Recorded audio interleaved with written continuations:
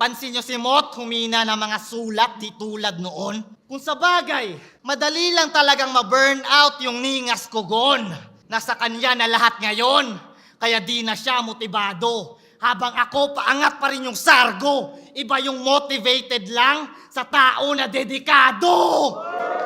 Bakit? Kung nakaharap mo ba yung mga line maker ng 3GS, kaya mo makipagsabayan? Kaya lang naman notorious yung pangalan, iniiwasan kasabayan. Mga gurang ng uprising, nilabanan, para yung standing, maigapang. Kaya lang naman lumuhod, mga tala, wala na sa kalakasan.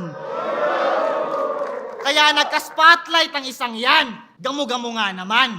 Kasi yung light na tinatapatan ay yung light na magaan. Title ng album niyang, Panalo Ka Sa.